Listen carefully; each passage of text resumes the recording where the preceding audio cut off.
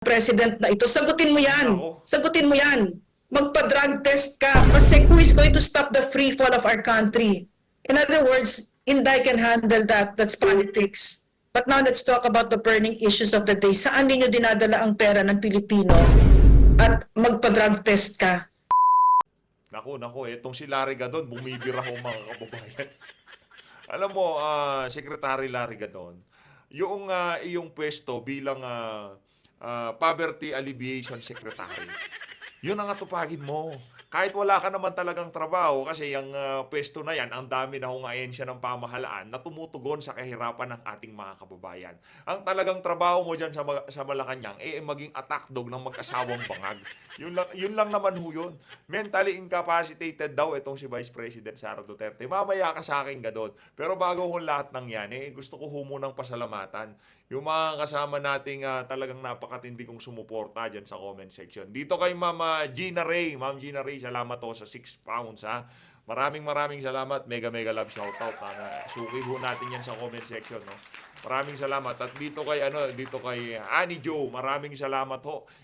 Thank you ho sa $5.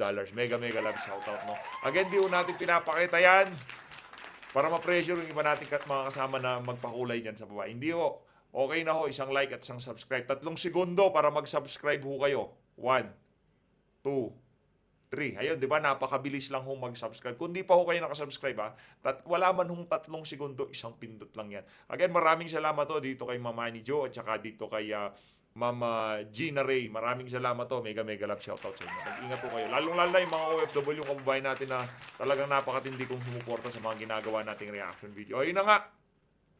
Ratsadahin na ho natin itong kay alin ba unahin natin? Unahin na ho natin itong kay Larry G, itong si Larry Gadon. Ang banat ho niya dito, mentally incapacitated. Ayon kay Presidential Advisor on Poverty Alleviation Secretary Larry Gadon, si VP Sara Duterte umano ay mentally incapacitated batay sa kanyang mga pahayag at kinikilos. Kamakailan, anak ng toko. Relax ka lang, Brad. Ano ba talaga trabaho mo? PCO ka ba? Ikaw ba yung tagapagpahayag ng administrasyon o ang trabaho mo Presidential Advisor for Poverty Alleviation? Huwag kang makialam diyan. Naku, yung ibang mga sekretary di sila nakikialam sa politika. Ngayon ho, alam nyo na mga kababayan kung bakit binigyan ng gawa-gawang pwesto yan para sa Malacanang merong tumatahol pag kami bumibira dito sa dalawang bangag, dito kay Marcos Jr. at dito kay Lisa Araneta Marcos.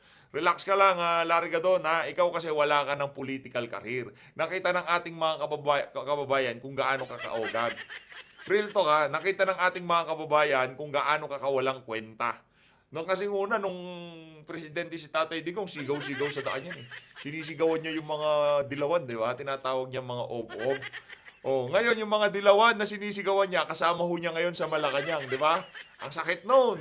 Sigaw-sigaw kay Aileen Robredo at dito kay Dilima, pasaba-saba ka pa. Ngayon, pinakawalan nyo ng iyong amo. Ito ho.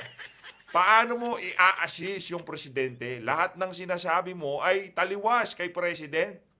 Kay presidente. Lahat ng kinikilos mo ay laban kay presidente. Ngayon ay plano mo nang ipapatay. So, therefore, you are, sabi ko na nga dyan, she's mentally incapacitated.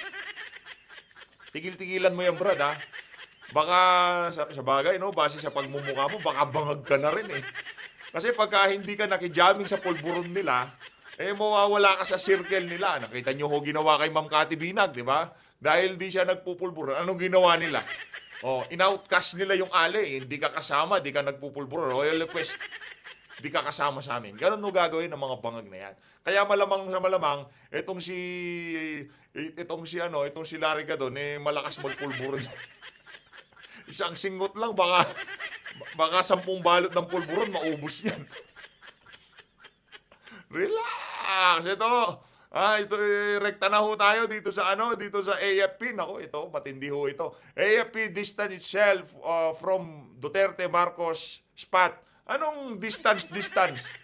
Sagutin nyo yung tanong ni dating Pangulong Rodrigo Duterte. Okay lang ba sa inyo na bangag yung presidente natin? Kayo dyan sa AFP, huwag kayo dumistansya. Anak ng toko, pinag-uusapan dito, kinabukasan ng bansa natin. Pinag-uusapan natin dito yung susunod na henerasyon. Huwag niyong i-distansya mga sarili niyo. Tinatanong nga kayo ni Tatay Diggs eh. Okay lang ba sa inyo, kayo dyan sa AFP, na bangag yung presidente natin? Ha? AFP distant itself from Duterte Marcos Pat. Naku, huwag kayo dumistansya.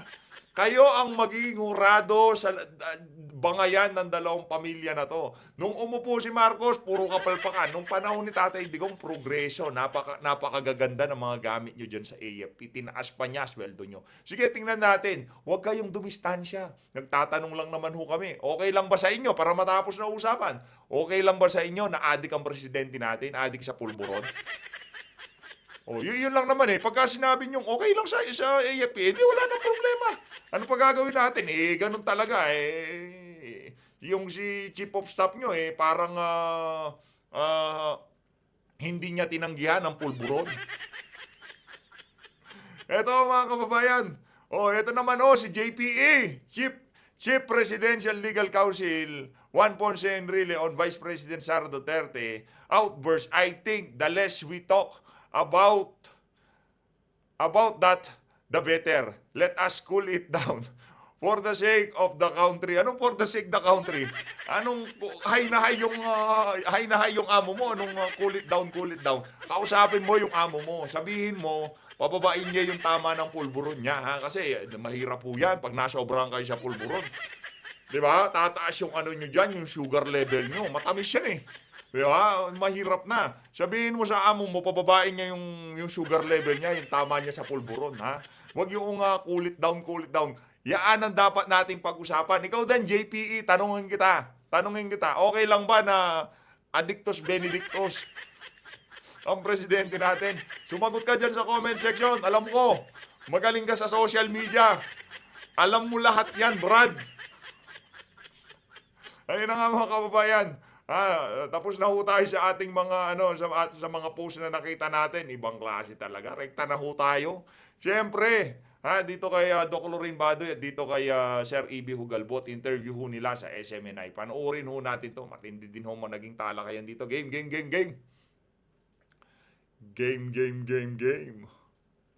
Marami kasing distraction. They're making it seem as if the problem is Duterte Marcos, diba? All this political circus that's going on. And yet, the real problem is, no, for instance, we want to ask Bongbong Marcos, nasaan yung 129 billion na gold reserves that you use, diba? Na binenta ninyo. Nasaan yung PhilHealth funds na 89 billion na ang natitira na lang ay 29 billion. Nasaan yung Maharlika Fund na 250 billion? Yung GSIS na 62.5 billion, yung SSS na 62.5 billion, yung Land Bank na 62.5 billion.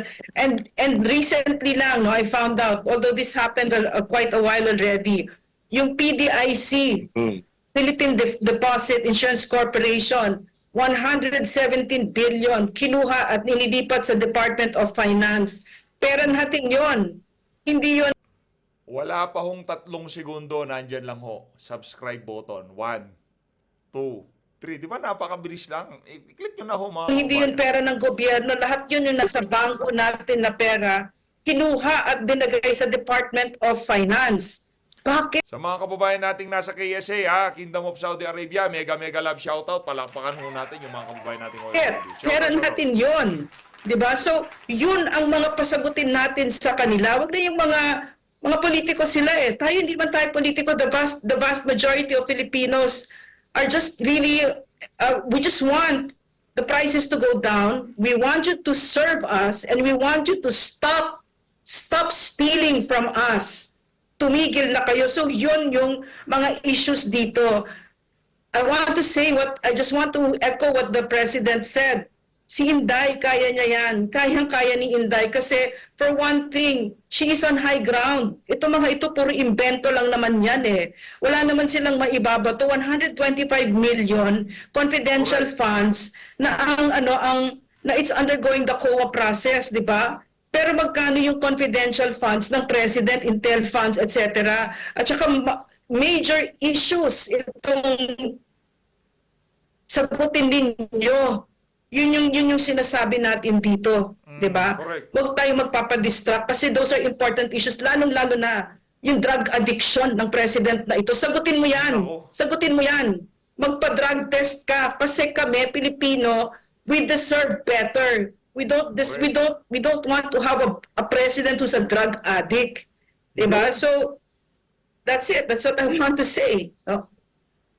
Tsaka ma'am, and so EB, yung reminders ni ni former President Digong sa military, mabigat 'yun kagabi. At yung hanging question niya sa lahat ng active. Ma'am Lorraine, in terms of communications, gaano kabigat po ito ma'am, itong hanging question na ito ng dating presidente? Alam mo, yung kagandahan talaga kay President, makikita nyo, napakahusay na leader talaga because of the clarity. Napakalinaw nung sinabi niya. No, kunyari tayo nalilito. Pag nagsalita ang leader, napakalinaw. Drug addict ang president na yan. Alam din nyo yan. Alam ng, kayo mga sundalo, alam mo yan. Browner, alam mo yan. Kung sinabi mo sa akin na hindi mo alam, naglulukuhan tayo. Diba? So, yung sinabi niya na yon, napakabigat nun. That, in fact, that is the core issue. Yun yung pinag-uusapan natin because a drug addict cannot manage his own life, much less the lives of 120 million Filipinos. And a drug addict president will bring right now, where we are persecuted, just political persecution. Alam natin yon sa SMNI. No, we've been at the front of this, at the receiving end of this. And I can go on and on and on. In other words, it will lead to the question of... Pero sa tingin ho natin ngayong mga oras na to, meron hong nangyayaring sigalot sa loob ng AFP. Kasi marami ho dyan, maprinsipyo eh. Maprinsipyo ho yung ibang mga AFP personnel. Alam ho nila pagkayang BS. 10 kilometro pa lang ang BS, alam na ho nila na BS yan. Yan si Browner, alam niya ho na BS, nagmamaang-maangan dahil sa, dahil sa pera. Huwag mo sabihin sa akin hindi pera, Browner. Kung prinsipyo, malamang sa malamang, tatalima ka dun sa panawagan ng sambayan ng Pilipino na dapat kayo ang isa sa mga magtanong, isa sa mga talagang tumimon na mapakita sa sambayan ng Pilipino na ang namumuno, pinamumunuan kayo ng inyong commander-in-chief nasa tamang katinuan. Gusto nyo, bangag yung commander-in-chief nyo. Kami nga, presidente namin, ayaw namin bangag eh. Kayo direkta niya kayong inuutusan, direkta niya kayong kinukuman. Direkta niya kayong kung ano-anong pinag-uutos niya sa inyo. Payag kayo. Hindi kayo pwedeng magkaroon ng mga ganyang klaseng substance sa katawan niyo dahil hindi maganda yan, di ba? Payag kayo, bangag yung nag-uutos sa inyo, kayo dyan sa AFP. Kung meron ho kayong kaibigang men in uniform, pwede nyo hong iset tong video na to. Malaki ang respeto ko sa AFP. Malaki ang respeto ko sa mga sundalo dahil isa ho sa mga pangarap natin maging sundalo. Isa ho pangarap po talaga natin maging sundalo. Kaso hindi lang ho talaga natupad. Ito hamon to eh. Hindi lang tayo dito. Lahat ng mga kababayan natin. Tanong ito sa AFP. Okay lang ho ba sa inyo na addict yung chief yung commander-in-chief nyo? Is he fit to lead? Is a drug addict fit to lead our country? So if the AFP says yes, what can we do? Palakpakan natin sila. Yun ang sinasabi ni PRRD. Kaya ninyo ito. And it's the perfect, parang for me kasi, my husband's a soldier. And all I've known about soldiers is their nobility. They're very noble. And my trust in them is still there. Hindi sa lahat. No? So, maliwanag yung question ni PRRD na yon, no? Ngayon, syempre, iniikot. I-echo nyo ho yun. I-echo ho natin yung tanong ni FPRRD, netong si Tatay Diggs. Kayo dyan sa AFP, okay lang ba na yung commander-in-chief nyo bangag? Na-addict sa pulburon? Okay lang? Ngayon, sabihin nyo sa amin, hindi naman siya addict, hindi naman siya bangag. Hindi kami maniniwala. kailangan niya mag-undergo ng hair follicle test. Ngayon, kayo, kung naniniwala kayo doon at okay lang naman sa inyo yun, ika nga ni Tatay Digong, wala ko tayong problema. Gagawin natin, di ba? Samin, at sinasabi niya na disrespect daw sa armed forces and the disrespect for the Constitution. Anak ng toko, lahat na lang ho tinitwist nila, no? Tinitwist yun, yung kay VP Sara, out of context yung sinabi nila na pagka ginurgur ako, iyari kayo sigurado. Kumbaga, pinapauna na ni Tatay nitong si V. Mataba kasi utak niya eh. Kung yung ginawa dito kay Benigno Aquino Jr., nagawa nila yun sa kanya, hindi nyo pwedeng gawin sa akin yan. Pagka ginawa nyo dyan, paplakda kayong tatlo. Gano'n lang naman kasimple yun. Pagka hindi nyo ako ginurgur, hindi kayo, walang mangyayari sa inyo. Gano'n lang kasimple yun. Where's the disrespect there? Diba? Saan ang disrespect doon? Talagang iniikot niya. Kasi sinasabi niya na hinihikayat daw ni President Duterte na magkudeta. Furthest from the truth. You know this man, if he wants really a kudeta, pupunta siguro siya sa EDSA at sasabihin niya, punta na tayo sa EDSA. Lahat tayo susunod. Has he done it? No. And he has the... Lahat tayo susunod, for sure. Pagka sinabi ni Tatay Digong, punta tayong EDSA, wala. Sarado ho tayo. Live lang tayo doon. Sigurado yun, pupunta ho tayo. 100%. 10,000%. Pag sinabi ni Tatay Digong, labas na. Tatay Digong na yan eh. Diba? Kahit si VP Sara, pagka sinabi niya, labas na, lalabas tayo. 100% ho yun. 100% ho yun. Lalabas yan, sigurado.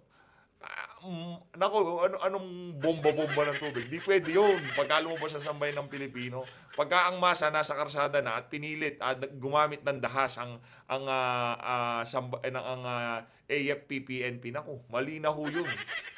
Tingnan natin kung anong magiging itsura nila sa international media. Di ba, pinoprotektahan nila yon. Kahit na magutom na sambayan ng Pilipino, kahit na ano pang mangyari sa loob ng ating bansa, dapat maganda ang larawan nitong si Marcos Jr., ang pamilya Marcos sa ibayong dagat. Ability, sinabi lang ni ED ngayon eh. Oh.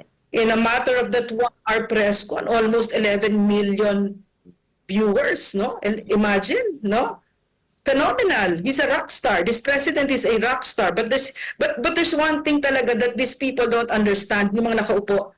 One of the reasons why I love this man is he knows how to hold power. He knows how to wield it. He doesn't keep it for himself. Ginagamit niya yung power na yan, na malalim ang intindi niya sa power na yan. Hindi yan ginagamit para sa akin, kung hindi para sa taong bayan, para bumuti ang buhay, para ma-empower sila. So kinakausap niya ang armed forces, kaya niyang ganito. 'Di ba? So yun, malalim yun. Opo, bago lang si Sir EB, anytime, no? May, ma'am, may standby na press briefing si Vice President Sara Duterte at kung ay papasok na ito mamaya sa ating pong palatuntunan. Sir EB, your thoughts on that, sir? Well, ako naman, no, with regards to the statements of E.S. Bersamin, no, it already happened in our history in 2001 when the armed forces withdrew their support from then President Erap Estrada, di ba? At it forced him to resign, no, and turn his back on the presidency. And that decision and the eventual succession of then Vice President Gloria Macapagal Arroyo was affirmed by no less than the Supreme Court of the Philippines, and therefore has now become a bedrock of the law of the land. So itong sinasabi ni Bersamin ay it doesn't hold water, no? If we go back to the jurisprudence and to the events in our country's political history, kasi meron namang and again, this is a legitimate call, no? Parang yan halimbawa, ako as an ordinary citizen, sasabihin ko sa mga militar, oy, alam niyo yung ang presidente isang adik. Hanggang kailan kayo susunod sa mga orders ng isang presidenteng adik? Does that constitute even some semblance of inciting to sedition? Much more a codita as described by E.S. Bersamin? I mean, I have all the respect, no, of E.S. Bersamin, no. I was a Supreme Court justice and chief, no. Pero sa tingin ko mukhang na-infuse na rin, no, ang evil of this administration, no? Parang nahawa na sila, no? MJ and Admar sa katarantaduhan nitong liderato nito. Go ahead, MJ, if live na si BP. Ano lang pala yun, Sir EB and Ma'am Lorraine, replay ng earlier na press conference ni VP kaninang tanghali o kaninang umaga. May unconfirmed reports po dito, Ma'am Lorraine, na nagsasabi na yun daw mga personnel ng Vice Presidential Security and Protection Group ay i-relieve umano at papalitan ng 24 na mga PNP personnel. Yes. Ano bang totoo dito, Ma'am Lorraine, from your sources inside the Office of the Vice President? From my sources, it's true, no, that they're going to wholesale, tanggalin nila yan. Tanggalin nila yung mga security ni VP pagkatapos in the interim, 24 ang ipapalit. So, can I just go line by line? Kasi maikli na naman yung statement ni Lucas Bersamin. He says, no motive is more selfish than calling for a sitting president to be overthrown so that your daughter can take over. Can I just say something? Hey, Lucas Bersamin, listen to me. I know this president very well. In fact, plenty of times he said, I cannot say that. Nakakahiya.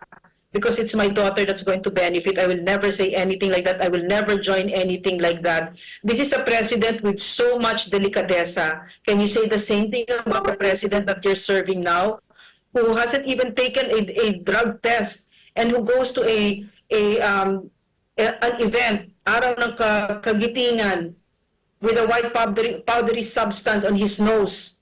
Wala man lang respeto. No, so can you say the same thing about the president that you're serving? Because I can say that with the president that I served. And then he said, Bersamin said, and he will go to great and evil lengths, such as insulting our professional armed forces by asking them to betray their oath for his plan to succeed. In fact, the former president is holding the soldiers, the armed forces, to their oath of office, to their oath to the Constitution. Sinasabi niya, be true to it. Kasi kahit siya has been very true to it. What about your president? Has he been true to the Constitution? Okay? And then what else did he say? Nakakagulat ang garapalang panawagan ni dating Pangulo sa ating sandatahang lakas na maglunsad ng kudeta laban kay Pangulong Ferdinand. Where did he say that? In fact, he said it like, I don't believe in that. And time and again, he says very, very consistent. Kasi if there's one thing that this president is, President Duterte, hindi si Budol. He is so not such a liar. He is such an honest man. Very honest. No? Hindi siya sinungaling. In fact, yung presidency niya, lagi namin naririnig sa kanya, ito yung pinangako ko. Kailangan gawin ko yan. Ito yung pinangako ko. Pag hindi niya nagawa, katulad yung 6 months ng yung drug problem niya that he was going to eliminate it, hirap na hirap siyang tanggapin. Pero hindi siya nag-promise, katulad ni Budol, that he was going to make bigas na 20 pesos, that knowingly he knew that he was going to deceive the Filipino people. Okay? And then he says here, this administration will not shirk from its sworn duty to govern and manage the affairs of the Filipino nation according to the Constitution and the rule of law. Really? The rule of law. Where is it now? We here at SMNI are on the receiving end of the brunt of the violation of our constitutional rights from the get-go. I was illegally detained because we asked for accountability from the first cousin of the president. Did anybody of you stop him? Kahit yung mga rallies, Bill of Rights na yung sinasangga ninyo, di ba? At saka yung katahimikan ngayon, yung freedom of speech, wala na.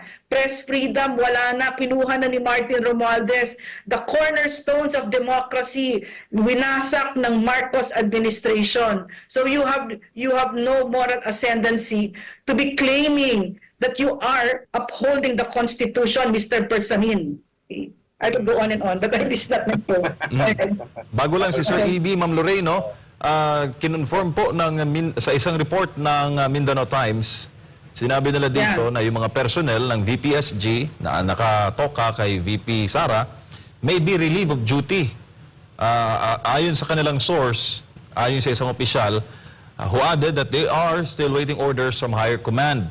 At sabi dito, Ma'am Lorraine, i-quote ko lang yung source ng Mindanao Times, all VPSG personnel are being relieved and will be replaced by 24 PNP officers. Sabi pa dito, they don't even have a written order to show, and yet the 24 PNP personnel are already here. Sabi ng source ng Mindanao Times. Nasa 335 pala no, ng mga personnel ang kabilang dyan sa VPSG. Mga police at mga military security detail naka-employ o naka-deploy kay VP Sara sa mga lakad niya, sa lahat ng kanyang mga activities being the Philippine Vice President. Sir EB, na-confirm may nag-report sa press. Anong masasabi mo, sir? Well, sinabi din naman nila yan na ang duda daw nila, yung assassin na quote-unquote kinontrata daw ni VP Sara ay most probably nandyan sa embedded in her presidential security group, no? But if before going into that, MJ, Admar, and Doc Lorraine, no? Meron din tayong informasyon na ilang a number of Davao-based PNP personnel have also received orders to be reassigned to Luzon without any viable reason at all. So, kung titingnan mo, ang panggigipit nila, okay, si VP Sara for the last 2.5, almost 3 years, hindi nagsasalita just so she can cooperate with this government. Ilang taon siyang binalahura, ilang taon siyang winalanghiya, ha? At ngayon na nag-speak out na at sinabi na ni Inday lahat, sila ngayon ang biktima. Now, if you look at what the narrative is, no? Kung sila, imbestiga kaagad. Pero yung kay Inday Sara na, which is also a valid national security concern, yung kanyang threat sa kanyang security, ay wala man lang ginagawa itong gobyernong to. Second, yung mga revelasyon ni VP Sara, yung involvement ni Martin Romualdez sa Pogo, sa smuggling, and in fact, the VP in her press conference, the Zoom meeting, I think, with Doc Lorraine, sinabi niya, maybe is also receiving money from the illegal drug trade. Bakit yon hindi nila pinuna? Because if they are holding ground, no, because VP Sara is the second highest official of the land, no, and treating her statements as very, very serious and a concern for national security, bakit yung kanyang sinabi lang na meron na siyang kinausap, if ever mapatay siya, ay papatay niya itong tatlo? Bakit hindi nila bigyan ng kaukulang bigat ang sinasabi ni Inday na itong si Martin Romualdez at itong si Liza Araneta, no, ay involved sa mga illegal na gawain. Diba? So nakikita niyo talaga ang double standard, no, Admar and MJ, no. Now, itong ginawa nila ngayon, again, is another form of intimidation, no?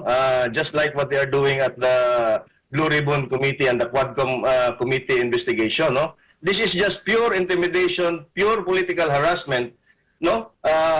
Again, to diminish the popularity and tarnish the reputation of the Dutertes, and secondly, no, to hide, no, all these very important issues that beset our country today, na wala tayong matinong programa na makikita na ginagawa ng gobyernong ito.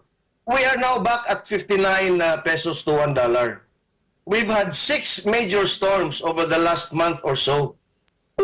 That in itself is very, very inflationary, no, in the next few months.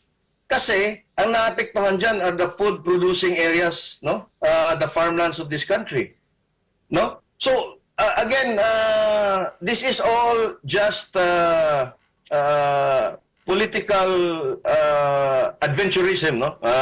They are afraid because they think VP Sara is the threat to their ultimate agenda of staying and clinging on to power beyond 2028, no?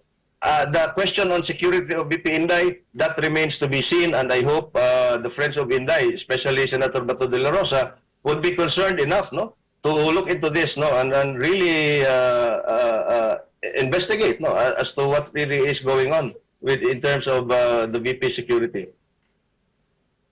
MD Anwar. Opo, ang impormasyong nakuha natin ay itong mga matagal na palang rekomendasyon ito na mailipat itong mga pulis na ito mula sa Davao, particularly sa Police Regional Office 11 at ngayon lang natuloy mga kapartner, no? And as of sa ating pag-uusap ngayon, merong at least 65 PNP personnel ang na-relieve sa PRO 11 at na-reassign sa iba't ibang mga rehiyon. Ang nakita ko pa nga dito sa mga pinasa sa atin, nakuha natin ng mga impormasyon, mga dokumento, yung iba dito hindi mga opisyal eh. Yung mga non-commissioned officer, yung mga mga ordinary police lang na alam naman natin, 'di ba? Ang gusto nga ni dating Pangulong Rodrigo Duterte, kung saan ka pulis, kung saan ka lumaki, saan ka nakatira, doon ka talaga mag-pulis. Ang nangyari ay pinatapos sila sa Northern Luzon, particular dyan sa PRO CAR. So, kawawa yung pamilya ng mga na ito, ng mga pulis na ito, mga kapartner. Grabe, no? Dr. Rain. Talaga. Bangag Alam mo, tong ang administration. tingin ko, may suspect kasi ako dyan eh. Kasi mula nung pag-upo, nasashock ako sa incompetence at saka yung ignorance. Parang wala silang alam talaga. Katulad kahapon, di ba, yung si VP, yung mga congressman mismo, hindi nila alam kung sino yung appointing officer ng USEC at ASEC ng DepEd. Ang sagot, secretary. Kahit ako alam ko yun. Common yun. So, the incompetence, the ignorance of this government is really appalling of this administration. So, I don't know, maybe I'm thinking, baka hindi nila alam? Hindi nila alam na dapat yung police dapat nandun sa ano. Pero syempre, apart from the obvious na reason, na gusto nilang buwagin yung loyalties ng Duterte, etc., yung mga kapraningan, kasi nga lagi tayo babalik talaga sa drug addiction. Kasi yung kalibre ng pag-iisip, hindi mo talaga mawari. Saan ba nanggagaling, di ba? Ano ba nag-iisip ba itong mga taong ito? Kahit yung speech ng president kagabi, paano nag-iisip ba itong mga ito? Na meron pang chichirya, meron pang palag, parang hindi talaga presidential, no? So anyway, nalilito ako dito sa level of competence kasi nga yung ginawa nila sa kapulisan ngayon, parang yung basic things hindi nila alam, no? So, yun, tsaka parang wala talaga silang puso para sa mga maliliit na tao, hindi nila alam na pag mahirap or pagkapulis, gusto nila kasama naman nila yung pamilya nila. Or maybe they know but they don't care. Opo. Diba? So maybe that's it. There's a lot of, kasi we've already seen it They're very indifferent to the plight of the common tao. Ma'am Lorraine, Sir EB, meron lang exclusive report ang bilyonaryo.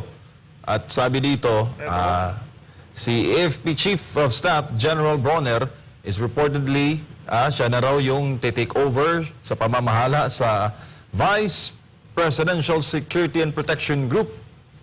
At sabi sa kanilang reliable source, matapos nga sinabi ni VP na may natatanggap raw siyang mga bantarin sa kanyang buhay. Anong tingin mo dito, Sir EB? Well, again, I'll go back to my first proposition. It's just pure intimidation.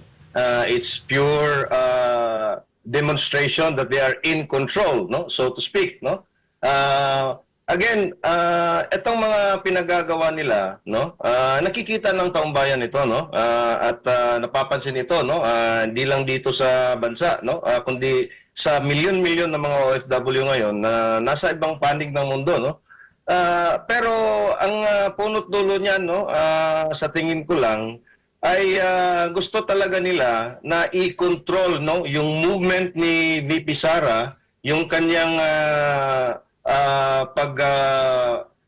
pagta-travel at halimbawa yung kanyang pag-stay ngayon doon sa Veterans Medical Center kung saan gusto niyang doon niya babantayan, no? Itong dalawang ang staff niya, no? Kasi pag ikaw kasi if you have this uniform personnel na hindi mo kilala, breathing down your neck almost 24/7, no? They probably thought na itong si VP Sara will be intimidated enough na will stop on her rhetoric, no? Or not even rhetoric, no? Yung public statements niya na talaga namang very yung implications noon, because again, as I've said, a sitting vice president do not just let go of those statements without the evidence at hand. So therefore, again, we'll go back to the idea na they are trying to clip the wings of the vice president. Ma'am Lorraine, ma'am, I was just curious, ma'am. Can I no? say something though? Apo ma'am, kaugnay pa rin po ma'am sa bagong development. Ma'am, nung kayo po ay nasa PCO, syempre work closely with the former president. Pag sinabi po ba ma'am ng PSG na may schedule ang presidente dito pero bawal, hindi talaga yun matutuloy ma'am kasi sinabi ng PSG. Same as goes kung ganito ang magiging sistema Ay, oo. sa mga lakad ni VP Sara kung matutuloy nga na si AFP Chief of Staff General Bronner ang nahawak sa VPSG. Oh, yes. Oo, yeah. Definitely. Yung relationship namin with the president na nakita namin, kapag ang PSG ang nagsalita, batas ang salita nila. Kasi sila in charge sa security. So sila yung may know-how. So because of that, sila talaga yung humahawak sa lakad. At sila yung may call. Sino yung lalapit, sino yung hindi lalapit, sino yung sa protocol, di ba? So, can I just say something about Omet Browner? He's a personal friend of ours. So, nako-confuse ako kasi bakit kailangan na ang Chief of Staff ng AFP ang magiging in charge sa Vice President, di ba? Wait, si Omet, personally kilala ko yan, kaibigan namin yan. Pero bakit ganon ang ginagawa? Kasi ang Vice President, ang security mo kasi position of trust and confidence mo yan. So tinanggalan mo siya, di ba? But again, at the same time, I would like to go back to what PRRD saying, kaya ni Inday yan. Now let's talk about yung mga pinagnanakaw ninyo and let's talk about the drug addiction of this president. Kasi si Inday is a politician, di ba? She's not a very good politician, no? In fact, I'm saying that because she's too honest. Hindi siya sinungaling, hindi siya magnanakaw. At saka, she's a stickler for rules, for laws, ganyan siya, di ba? So, that's not a good politician, that's not the usual politician, di ba? But let's go back to the real issues kasi si Inday, we could argue, Inday, tumakbo ka ng vice president, pinili mo pa yan, now lie on your bed. You chose that bed, now lie on it, di ba? So, but tayo, buhay natin ito, bansa natin ito, mga anak natin ito. Now we can see that the peso is spiraling. We can see our economy spiraling. Do you want to be like Sri Lanka? Because it seems like we're going that route, di ba? Who is going to stop the free fall of our country? In other words, Inday can handle that. That's politics. But now let's talk about the burning issues of the day. Saan ninyo dinadala ang pera ng Pilipino? At magpa-drug test ka. Kasi kapag ka ang isang pangulo, pag isang tao ay nagdodroga, hindi ka pwede maging president at meron kang nilalabag na batas.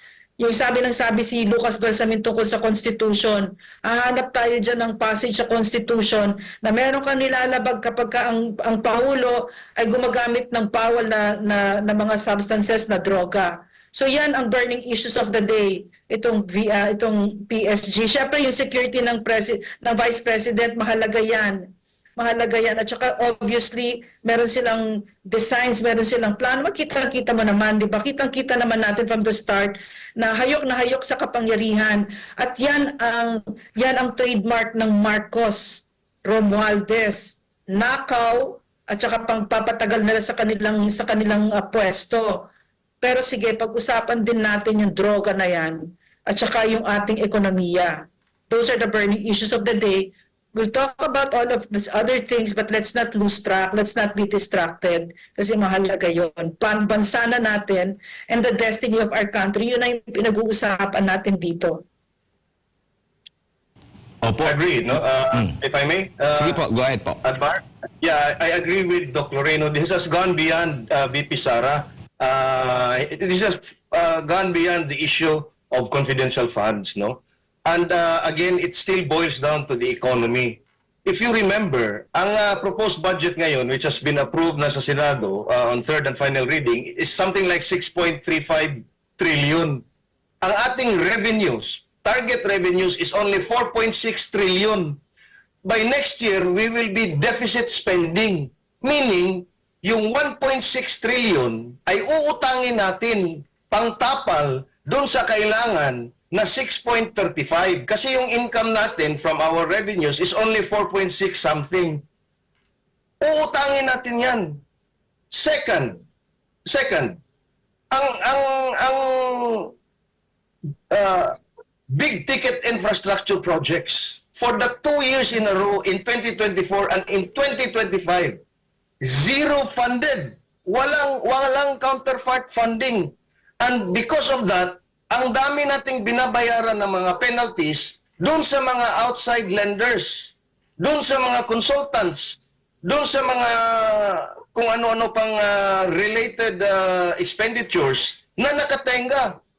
You have 500 billion of ayuda in 2024, yet you defunded an 85 billion peso project, which is the phase 1 of the Mindanao Rail project, which is supposed to be a flagship project of PRRD, which by so many studies, will give an exponential economic benefit to the whole of Mindanao and going across the entire country. Because if you have a physical interconnection among the major provinces of Mindanao, it will spur economic activity. It will spur economic growth. It will decongest the central or the NCR, because people will now be drawn back to their provinces in Mindanao. We will become more efficient. Our production will be more, shall I say, technology driven, because they are now easily accessible. So again, I echo yung sinasabi ni Doc Lorraine. This is beyond 125 million. Kung gusto ni Inday Sara na mangurakot, she can actually just call someone and say, hey, give me 1 billion. Just like what Martin does. Di ba? Kung gusto ni PRRD na magnakaw ng 2 billion, he could just have called somebody and said, oh, give me 5 billion. Tapos sasabihin nila, kinukurakot ang 125 billion when in fact it's not even the 125 billion na na-issuehan ng notice of disallowance.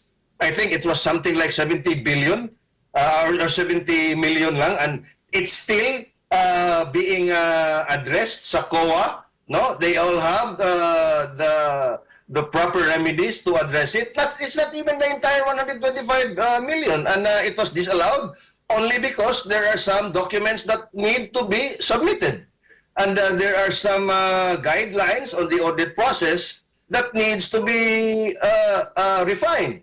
So again, Admar, NJ, no, at mga kababayan, this attack against VP Sara is just a distraction doon sa kanilang pagnanakaw, no, sa kaban ng bayan na ngayon ay talagang talamak na, because grabe na talaga itong mga kongresistang ito. Noong una ay hindi pa yan masyadong may hiya pa yan eh. Kasi ang mga kontratista ng mga pork barrel projects nila, mga kaibigan lang. Ngayon hindi na. Mismo sila na ang kontraktor ng mga distrito nila.